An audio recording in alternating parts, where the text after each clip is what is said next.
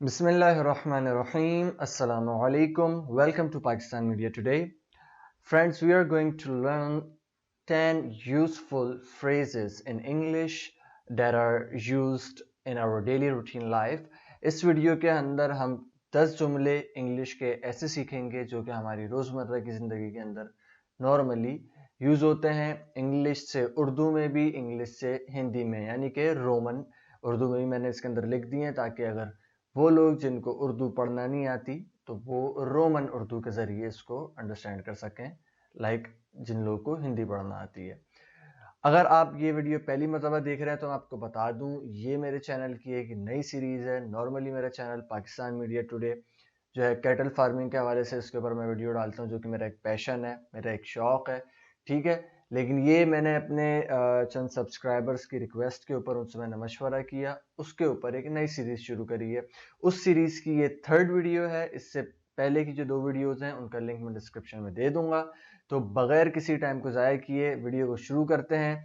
सिर्फ एक रिक्वेस्ट है आपसे कि अगर आपको वीडियो पसंद आई, आप ऐसी मज़ीद वीडियोज़ देखना चाहते हैं तो इस वीडियो को तो आप लाइक कर दें और आने वाली मज़ीद वीडियोज़ के लिए आप मेरे चैनल को सब्सक्राइब कर दें। चलिए शुरू करते हैं।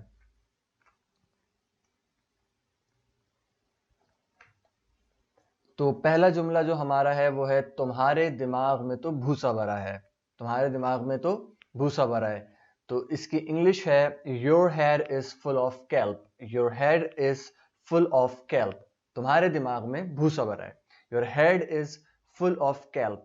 अब कैल्प मैं बता दूं आपको, एक्चुअली कैल्प जो है वो इंग्लिश में भूसे को नहीं कहते। कैल्प कैल्प कहते हैं इंग्लिश के अंदर सी वीड। अगर आपको पता हो सी वीड क्या होती है, समंदर के किनारे आपने अगर देखा हो तो कुछ समंदर से साहिल के ऊपर अगर आपने देखा हो समंदर से निकली भी कुछ अजीब किस्म के पौधे वगैरह जो कि बहुत ही गंदे होते हैं, यानी कि बहुत ही जाया करने की एक चीज होती है, फालतू चीज जो होती है एक, ठीक है। जो समंदर की जो झाड़ वगैरह होती है वो आ जाती है साहिल के ऊपर, that is called seaweed, और उसको कैल्प भी कहते हैं, ठीक है। So your head is full of kelp, concept वही है। कैल्प भी एक ऐसी चीज है जो कि फालतू चीज है। भूसा भी एक ऐसी चीज है जो कि किसी काम में नहीं आता सिवाय जानवरों की खुराक के। तो your head is full of kelp English के अंदर इस तरीके से बोला जाता है, उर्दू के अंदर तुम्हारे दिमाग में तो भूसा भरा है।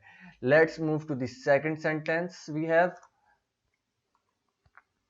मेरा शादी करने का कोई इरादा नहीं है। I don't have any intention of getting married. I don't have any intention of getting married. I don't have any intention of getting married. मेरा शादी करने का कोई इरादा नहीं है। इंटेंशन कहते हैं इरादा करने को या नियत करने को किसी भी चीज की। गेटिंग मैरिड यानी कि शादीशुदा होना, ठीक है। Very easy. I don't have any intention of getting married. आप गुस्सा या नाराज तो नहीं है। आप नाराज तो नहीं है, आप गुस्सा तो नहीं है। Aren't you angry? Aren't you angry? आप गुस्सा तो नहीं है। अच्छा, इसको आप अगर स्लो स्पीच में बोलना चाहें तो आप आर नॉट यू एंग्री भी बोल सकते हैं, आर नॉट यू एंग्री। लेकिन फास्ट स्पीच के अंदर वर्ड्स को अमेरिकन एक्सेंट में स्पेशली, अच्छा मैंने जो इंग्लिश पढ़ी मैं आपको बता दूं वो अमेरिकन एक्सेंट के अंदर स्टडी की है और मैं पढ़ाता भी अमेरिकन एक्सेंट के अंदर ही हूं, तो मैं आपको उसी के मुतालिक बताऊंगा, ठीक है। सो अमेरिकन एक्सेंट के अंदर मोस्टली ये होता है कि बहुत सारे जो वर्ब, जो हेल्पिंग वर्ब्स हैं उनको वो कॉन्ट्रैक्ट कर देते हैं, दो वर्ड्स को आपस में जोड़कर एक वर्ड बना देते हैं। तो आर्ट यू एंग्री का मतलब है are not you angry, aren't you angry इसको पढ़ा जाता है। आर्ट यू एंग्री, आप नाराज तो नहीं है, आप गुस्सा तो नहीं है। एंग्री के मुतालिक आपको बता दूं, एंग्री का मतलब नाराजगी होती है।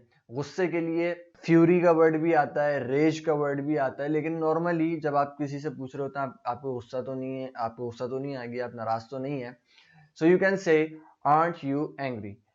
चलें अगले जुमले की तरफ मूव करते हैं। The next sentence we have is, वो सर के बल गिरा। वो सर के बल गिरा। He fell head first.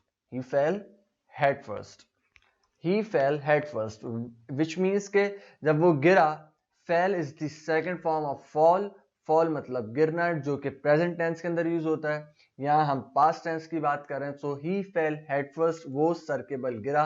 Head first यानी कि जब वो गिरा तो उसकी गिरने की जो पोजीशन थी, जो हालत थी, वो ये थी कि उसका सर सबसे पहले जमीन पर टकराया। तो इंग्लिश के अंदर इसको इस तरीके से बोला जाता है, he fell head first. Very useful sentence, वो सर के बल गिरा। Let's move to the other one. कहाँ हो आजकल, या इतने दिनों से कहाँ हो। नॉर्मली हम बोलते हैं इतने दिनों से कहाँ हो तुम आजकल, इतने दिनों से। In both scenarios we can say where have you been nowadays, where have you been nowadays, where have you been nowadays. कहाँ हो आजकल, इतने दिनों से कहाँ हो। नेक्स्ट सेंटेंस, तुमको नजर लग गई है, तुमको नजर लग गई है। You have been afflicted by the evil eye. You have been afflicted by the evil eye. Evil eye कहते हैं बद नजर को, कोई बुरी नजर, ठीक है। evil तो आपको पता है शैतान वगैरह को बोलते हैं, ठीक है। evil eye बुरी नजर, बद नजर, शैतानी नजर, whatever. affliction कहते हैं, यूं समझें कि बीमारी वगैरह को affliction कहते हैं, किसी मुसीबत में पड़ जाने को या बीमारी लग जाने को एफ्लिक्शन कहते हैं। So you have been afflicted by the evil eye, कि आप जो है वो मुसीबत ज्यादा हो गए हैं। अगर इसका लफ्जी तर्जुमा करें, बदनजरी से, किसी की बुरी नजर लगने से आप जो है मुसीबत ज्यादा हो गए। लेकिन मुहावरतन किस तरीके से बोला जाएगा, you have been afflicted by the evil eye means तुमको नजर लग गई है। Let's move to the next sentence. मेरी आंख फड़क रही है, मेरी आंख फड़क रही है। Very easy, My eye is twitching.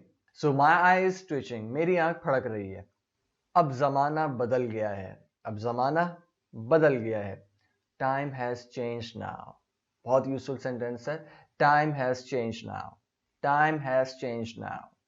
अच्छा, आप गौर कर रहे होंगे कि लिखा हुआ changed है। मैं आपको साथ साथ थोड़ी सी टिप्स एक्सेंट की भी बता रहा हूं कि किस तरीके से अमेरिकन एक्सेंट के अंदर इसको प्रोनाउंस किया जाता है और पढ़ा जाता है। टाइम हैज चेंज नाउ, यहाँ अगर आप गौर करें तो मैं जो इसका चेंज का डी है उसको बहुत स्लाइटली सा प्रोनाउंस कर रहा हूँ, क्योंकि जब डी का वर्ड एन और डी से पहले कोई वॉवेल और डी के बाद एन हो, ठीक है, तो डी जो है बहुत स्लाइटली सा अमेरिकन एक्सेंट के अंदर प्रोनाउंस किया जाता है। So we will pronounce it as time has change now. मैं डी प्रोनाउंस कर रहा हूं but might be you will not be able to listen it properly. Time has changed now.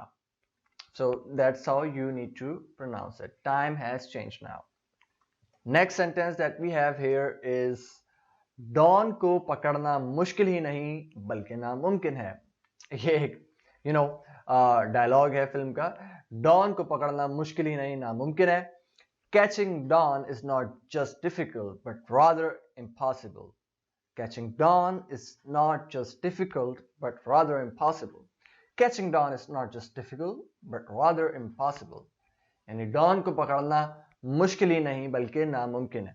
अब यहां मैं आपको बता दूं कि थोड़ा सा इसको हमने इंटरेस्टिंग बनाने के लिए और ये जज करने के लिए कि आप लोग को कितना इससे फायदा हो रहा है और कितना आप लोग सीख रहे हैं, हर वीडियो के एंड में मैं एक क्वेश्चन रखूंगा, that will be the question of the day.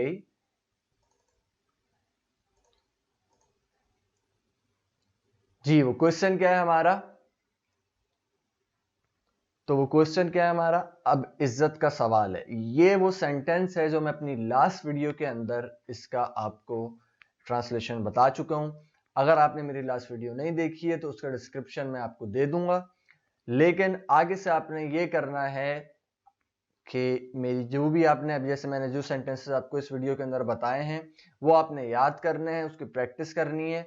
और नेक्स्ट वीडियो में इन्हीं 10 सेंटेंसेस में से हो सकता है मैं किसी सेंटेंस का आपसे क्वेश्चन रखूं और वो क्वेश्चन आपने उसका आंसर कमेंट्स के अंदर मुझे देना है।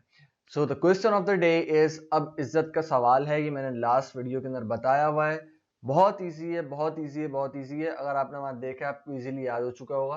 तो इस तरीके से हमारा एक यूं समझें कि आप कमेंट करेंगे तो एक गेम वगैरह डेवलप होगा, आपको भी इंटरेस्टिंग होगा, मजा आएगा।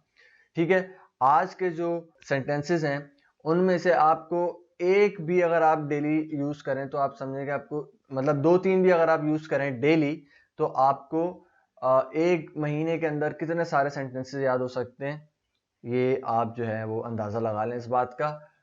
और आगे जाके मैं इंशाल्लाह प्रॉपरली ग्रामर का भी कोर्स स्टार्ट करने वाला हूँ। सिर्फ मैं इंतजार कर रहा हूँ आप लोगों के इंटरेस्ट का कितने ज़्यादा लोग इंटरेस्टेड हैं। अभी तक मुझे अच्छा रिस्पांस मिल रहा है, अच्छा फीडबैक मिल रहा है।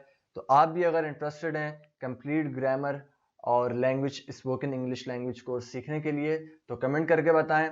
और जिसने लास्ट वीडियो देखी थी तो वो इस क्वेश्चन का तो मुझे ज़रूर जवाब दे। अब इज्जत का सवाल है, बहुत ईजी है, मेरे तो अभी मुंह से एक्चुअली ट्रांसलेशन आ रही है। खैर, तो आज के लिए इतना ही। अगर अभी तक आपने मेरे चैनल को सब्सक्राइब नहीं किया है then again please subscribe for the latest videos and that's it. Thank you for watching. Assalamu alaikum.